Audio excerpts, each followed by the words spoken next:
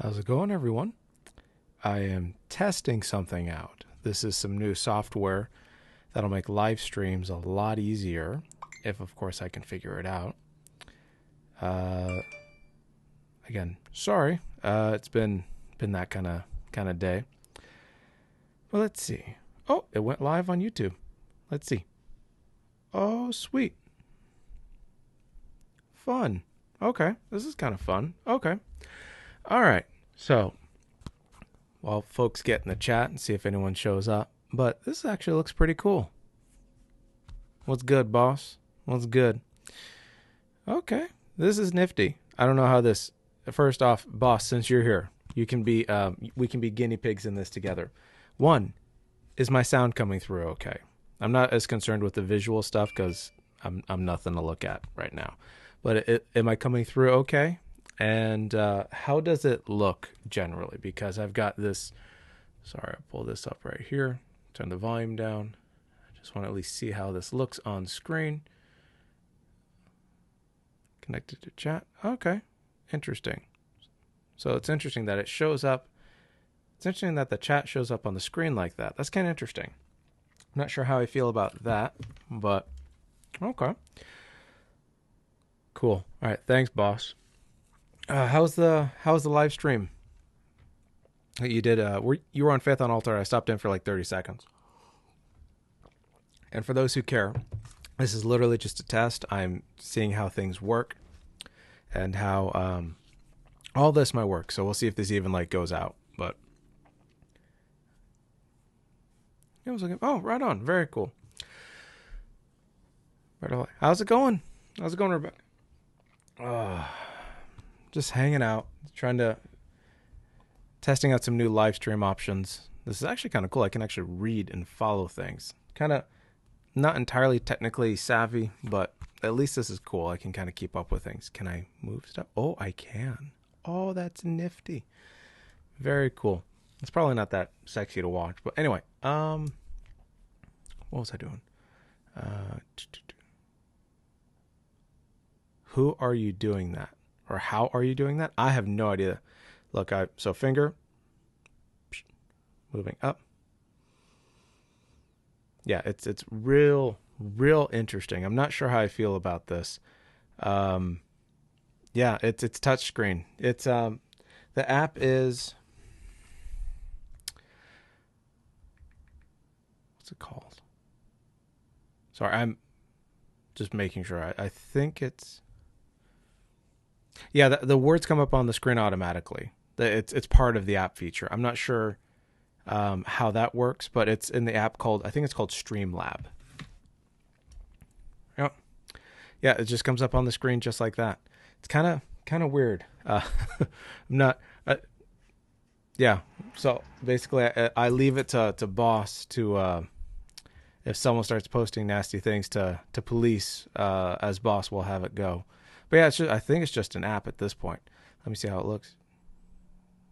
Yeah, it's kind of cool. Let's see. What have I been working on? So, finished the book of Revelation. That was an experience of spending a year in John's vision. Maybe I'll do a video on that.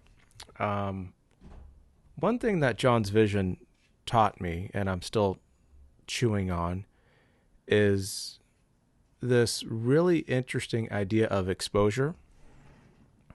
Mod, that's a terrible idea. Sure. Yeah. Right. Well, I can't do anything. Can I click anything? Oh, let's see. Chat. Oh, I can remove the chat. I will not do that. I like the chat. I'll keep the chat up. But if y'all get nasty, I can just go, nope.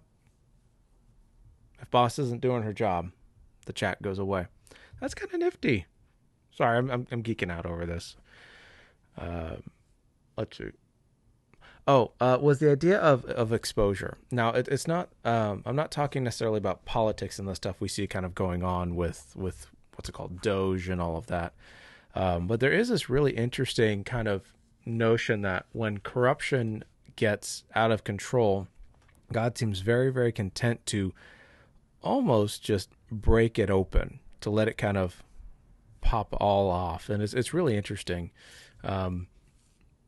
one of the things I noticed about Revelation was how so many of the debates are they fail in kind of two ways, or they're insufficient in two ways. One, they are not concerned with the ethics of Revelation. They're not concerned with how things go or how we are then to live in light of all of this. And two, there is this almost perverse fascination with the esoteric and the weird and the symbolic, and almost refusing to accept that John's vision is in many ways very, very simple, at least in terms of what he seems to be telling us. And so if we kind of get past the easiness or the weirdness of Revelation, you find that it's fundamentally a book dedicated to being holy. And that's where, the Wesleyan doctrine of sanctification and holiness comes out very, very nicely. And the challenge of John's vision is, well, kind of what Jesus says: be perfect, therefore, as your heavenly Father is perfect. And it's the hardest part about being a Christian is being a Christian. So, I don't know, it's just one of those interesting things about Revelation that is perpetually challenging. And so we move from Revelation and kind of the apocalyptic reality of John's vision to 1st, 2nd, and 3rd John, which I'm dedicating almost entirely to apocalyptic ethics. So we've moved from the apocalyptic hope, the apocalyptic undoing of Satan, the powers, and death, and all that sort of stuff, to basically, well, loving God and living life. And it's very simple, but that's kind of what it is. Evelyn, why you got to make things so complicated? Because you don't sell books if you don't. Oh, and this is a passion fruit mead I made. It's very mid, but I made it, so I'm happy with it. Oh, there it is at the end. Nice. Anyway, well, yeah, this is kind of fun. I'm kind of liking this. Does it goes all the way down. This is so much fun. 64 days. Yep. Me and the boss are getting tacos, and she's going to come hang out at my church for a Sunday service. It'll be a lot of fun. And hopefully by then I'll at least have some apple cider, or cider is what it's called for you. Where's Jamie? Boss, tell Jamie to get in here and raise some holy hell in the chat. That boy's, well, we all know what he's doing. He's either taking a selfie or talking to someone. Either way, he's burning his cell phone. Let's see, what else is going on? But yeah, it's just kind of nice moving away from kind of the esoteric and the symbolic, although it's kind of fun and just lots of things to chew on. Moving into kind of just how to think a lot and how to now live a life of holiness. Amber's like what, a 20-hour drive north of me. She's way up top. She's actually north. No, she's that way. No. Boss is far from me. I know that.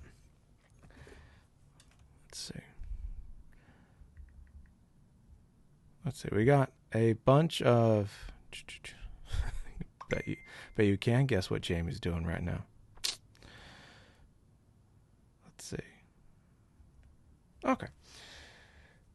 Yeah, I've got so concerning YouTube, one of the things I want to do, and I'm going to start trying to do over the next, starting, I would say probably end of March, beginning of April, is one, just doing more content. I've got an entire series on American Baptist distinctives and kind of theology. I want to do about 8 to 10 videos on that, what we actually believe, in distinction from, but constructed positively, not negatively, of baptism, of ministry, of church, of how we think about priesthood and all those sorts of things, kind of reintroducing or introducing for some people American Baptist theology and polity. So working on, I think that'll be a lot of fun. The priesthood of all believers is specifically something I'll be working on. I've got probably 3 or 4 appearances to debate / have a conversation on women's ordination. There's like probably 2 or 3 of those. That'll probably happen over the next month or so. To be honest, I love talking about it. I love engaging on it, but it's in terms of debates, I'd almost would rather be working on my dissertation than debating that. Feels almost kind of just perverse to keep arguing about it. But until, well, folks are on the same page with this thing, then it seems kind of weird not to talk about it. Let's see. So what else? So there's that. There's that. I got the dissertation, so I've been reading Dead Sea Scrolls stuff. The one book I found very interesting is Lauren T. Struck. How do you say his name? Stuckenbrock, or at least that's if you pronounce it woodenly. Stuckenbrock. He's professor of New Testament and Second Temple Judaism at the University of Munich in Germany, and he's got a ton of stuff in here on the early Enoch tradition. But he has a chapter in here on origins of evil in Jewish apocalyptic tradition. Very, very interesting. Very, very fascinating.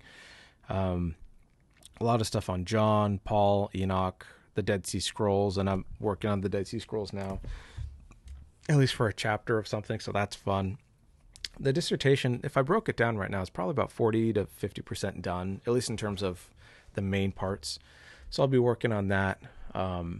My goal is to do more live streams kind of like this, albeit more, appropriate. Can I flip camera? Do I want to flip the camera? No, I don't want to flip the camera. Oh, I could do that. Oh, this is the wide camera. Okay, so I'm not going to do that. Baptist Heart and a Charismatic Tongue. What else? Yeah, doing more live streams. I've got a couple paper presentations I'm trying to work on, trying to get out. Once the dissertation's done, or at least is going on, I got a couple book ideas I really want to get through. I have a small book I've been wanting to do for a while that's kind of arisen out of both my, feels weird calling it academic. I don't think of myself as an academic or scholar. I've had like 2 or 3 people call me that, and I always feel weird because don't have a PhD, don't have a dissertation, haven't published a whole lot. So it feels weird I just call myself a theologian who preaches on Sundays and tries to be a pastor. Ooh, that is, you guys can't see it, or y'all can't see it, but this desk is filthy. I need to move stuff around. But anyway, what else? So that's going on, more live streams, that series. What else? Streaks through chat. Streams through chat. Streaks through chat. Gotcha. Okay. What's up, Math Pig? What else? I got that. I may start putting out tons of stuff on my dissertation, but the problem with doing, and I don't know if anyone here has done a dissertation or PhD work, it can get real weird real fast if you start publishing stuff, or at least publishing stuff on YouTube or social media, because then some people might take an interest and play with it and all that sort of stuff, which can be a little dicey. What else? So I got that. I don't have any debates lined up. Evening, all heading to bed. Well, good night to you. Take care. I may start doing video. From Ireland. Well, I almost said as an Irishman. I don't think that's my family, at least as I remember, comes from the islands. So Ireland or Scotland or Scots Irish. I'm in that area. So basically a kind of blending of those areas. My last name, before I took my wife's last name, was Ahern, if that helps. So yeah, God be with you. Stay warm out there. I'm told it's a little chilly. My wife's doing her PhD out in that area, so I almost went there for my PhD, or one of that PhD. But God bless you. Right on, Tech Culture Scott. That's funny. What else? Oh, and yeah, I'll start doing stuff to monetize the channel. See if I can at least make this a thing. I'm told that takes a while but I mean, at the end of the day, it's not so bad. I've got probably 4 or 5 folks I want to come on and I want to interview. I was able to get a few folks lined up. I want to get Mike Bird back. I think that'd be a lot of fun to talk about Paul's political theology. I think that'd be a lot of fun. He's got a book. You can't see it. It's holding up this right here, but it's called Jesus and the Power. So I might see if I can get him or Reverend Dr. Nicholas Thomas Wright on, see if he'll come on and talk about that. This is going to sound weird. I'm getting lots and lots of comments from people, not like publicly, about Roman Catholicism and Eastern Orthodoxy. And while I'm incredibly favorable to both of them, because both of them are Christians as far as I'm concerned, although some of them seem, or at least with Roman Catholics, seem to be very hesitant to ascribe that to Baptists like me. I've been getting lots and lots of questions about the differences between them, and I'm just like, look, go read Callistus Ware, go read the Catechism, and all that. So it's just weird seeing there seems to be this weird kind of tension / cauldron brewing between Catholics, Orthodox, and Protestants, and I'm like, the more I see that going on, the more I'm like, I don't know. There's certain things I think are worth fighting over, and fighting is quote unquote fighting over. I'm not too concerned with converting people back to, there we go. I can talk about that. Maybe I'll do a video on that. Why we should not use the language of conversion to describe, we should not use the language of conversion to describe it when a Baptist becomes a Catholic, an Eastern Orthodox becomes a Presbyterian, or a Roman Catholic becomes Assemblies of God. I don't think that is appropriate language to describe the great Christian tradition, or the stream of Christian tradition. Doesn't mean there aren't distinctives within that, but it's one of those I just find it rather interesting. I'm agnostic. My daughter is Catholic, has her first communion next month. Well, wonderful. Yeah, that's very, very cool. All the power to you. So cheers to you and this very cloudy, but at least I got all the stuff out of it. Passion fruit mead. Cheers to you.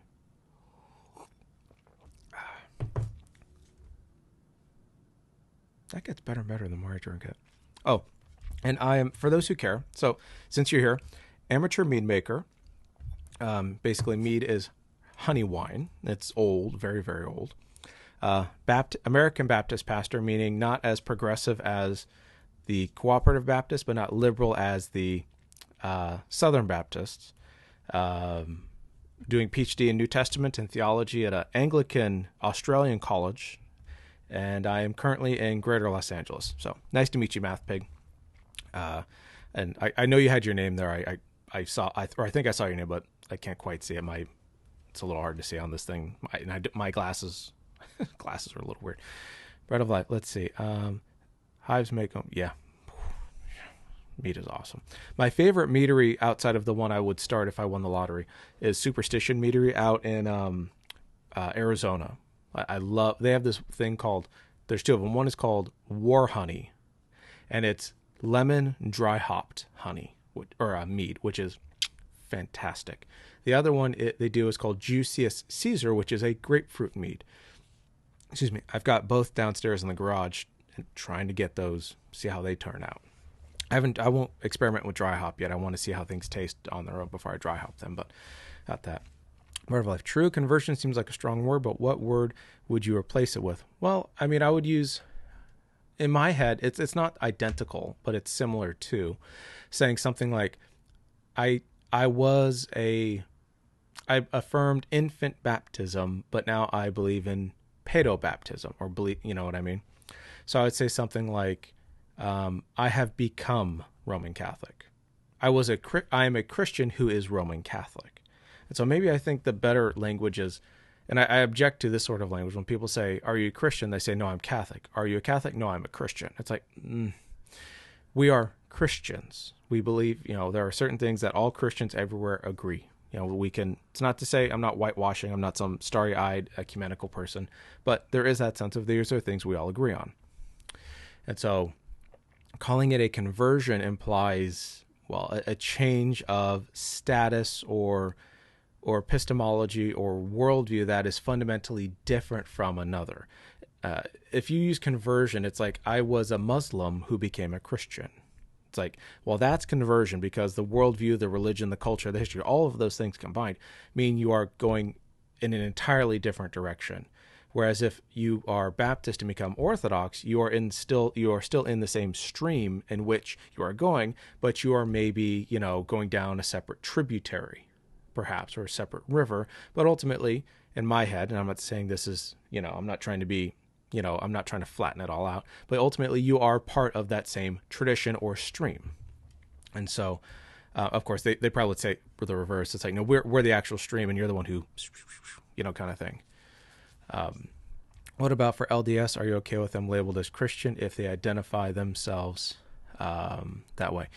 No. One is the newness of their theology, and two, their view of Jesus and um, the Book of Mormon. As I've read, and I read it cover to cover.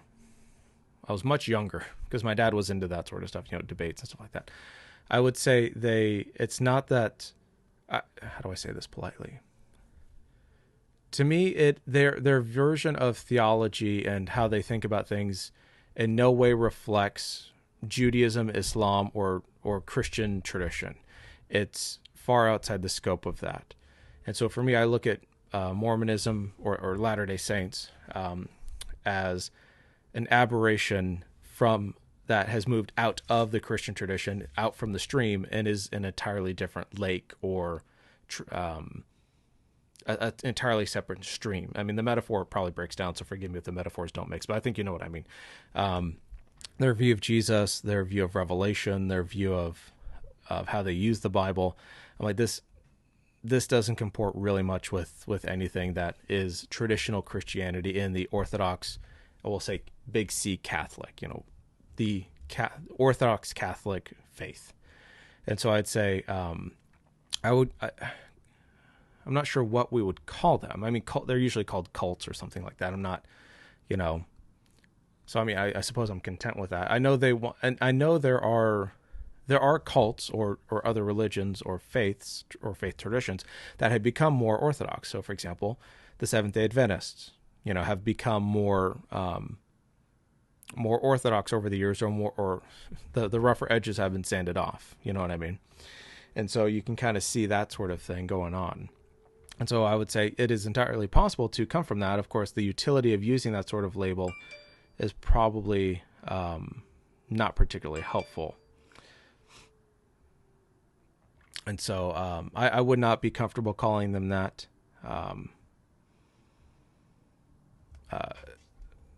in any traditional sort of sense. Any more than I'd be comfortable with a Hindu or a Buddhist calling themselves Christian. I'm like, no, we're not in the same tradition. And I'm of the opinion that I don't like colonizing other people's faiths and trying to make them my own. I don't feel the need to to co-opt Islam and kind of subordinate it to what I think. I'm like, I'm not a Muslim. I'm not anywhere near a Muslim, believer in Islam, but I'm also not a big believer in colonization. And I think we need to be more careful with that. And I'm not saying you would agree or disagree or anything. I'm not saying that, but that's, and I know the LDS are moving towards Christian. Oh, okay. As a Utah, I do think LDS are moving towards Christian Orthodox. Might be, and like, yeah, I think that's entirely fair. I think within a generation, they could be something like the Seventh-day Adventists. And I'm not equating the two. So if anyone, don't anyone clip that or anything like that. Don't clip that. I'm not making that kind of thing. But that sort of, it's entirely possible that I think that could happen, and I would rejoice in that. There is a lot of stuff going on now that I do think there has been a substantial amount of development in a very short time within LDS theology, at least from what I've seen just from friends and stuff like that. And so it's entirely possible they could be more orthodox in a generation. So, by God's grace. And I don't believe in holding people's stigmas or sins over their heads forever, provided they've, studied and shown themselves approved. But I don't like saying, no, we're all Christians. I'm like, no, we're not all Christians. I'm traditionally ecumenical, but I'm not a colonist. And I don't like it when people colonize what I believe either. Oh, sorry I had to crack the back. Let's see. Jamie's probably talking to someone right now. Well, let's see. Let me see how this looks on my screen.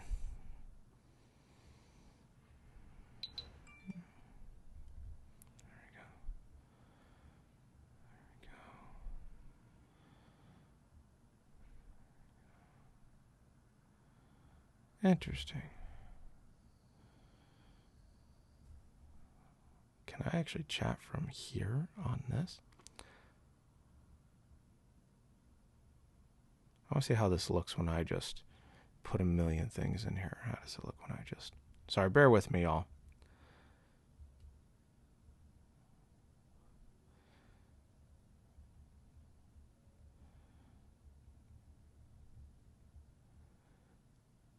Let's see. Well, that's so interesting. It comes up... What if I do... Sorry, y'all. I'm just checking all this stuff out. I press these. Does that work? Apparently, I also have a... tacos. I also have... How fun. How fun. I do have... There's apparently a remote app you can get with Streamlab and stuff like that and put that in there. So maybe it's one of those where I can use that as a remote and kind of have on the side. Anyway, this is so interesting. It's just something new. I saw something up here. Let's scroll up. Am I disapproved because of my LGBT views?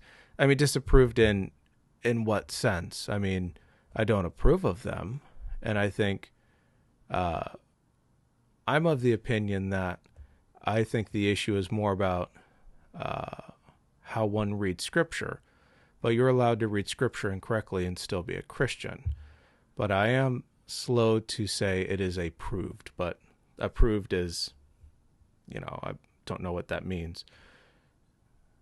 I would say you're allowed to be wrong and still be a Christian, but we should all be very, very, very careful about being wrong if we're Christians, especially when we're talking to others, which is why I took forever to change my mind on women's ordination, for example, because if I'm wrong, this is going to sound weird. And this was before I was a pastor or anything. For me, I looked at James 1 and that scared James 3:1, and that scared the living snot out of me, being judged more harshly. And that's one of those I'm like, oof.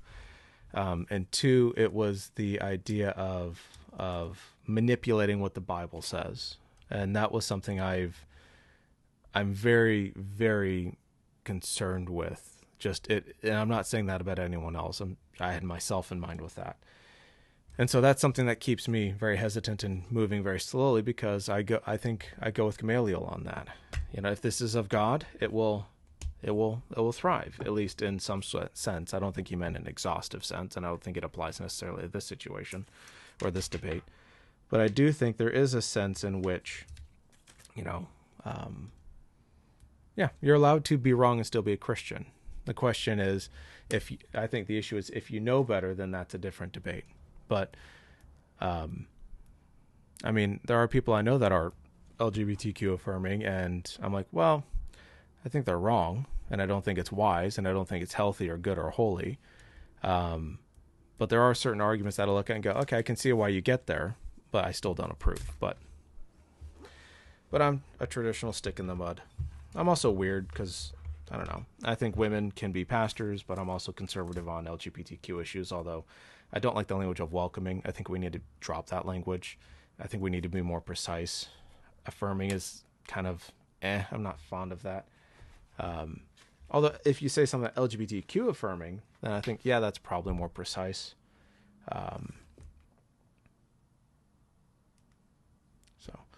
But there is something to be said about whether or not it's an issue of orthodoxy. I think it is in some sense, but it's certainly an issue of orthopraxy.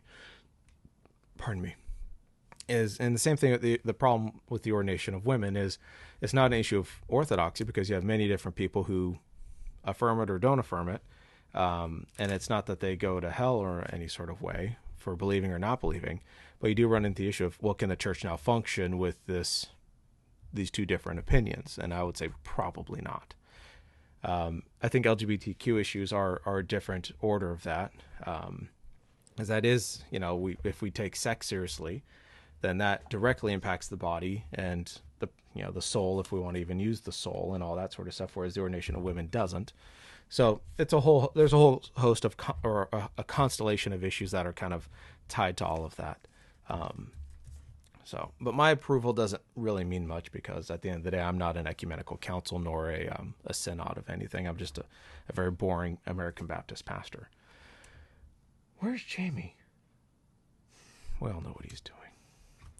Anyway, I think I'll hop off here unless someone has a dandy of a question. just because I wanted to test this out. And I appreciate everyone being here and coping with me. This has been delightful just to see this new thing work. I think this new setup is, I don't know how I feel about the setup. I don't know. The YouTube one is helpful, but with this I can at least scroll and at least it's on screen. So maybe I'll stick with it. I don't know. Anyway, y'all have a good one. Appreciate you being here. Make sure you like, share, and subscribe to the video. Although sharing this one, I wouldn't share it. It's not much that impressive. But a lot of impressive stuff here. But appreciate y'all being here. Take care, and God bless. And yes, tacos.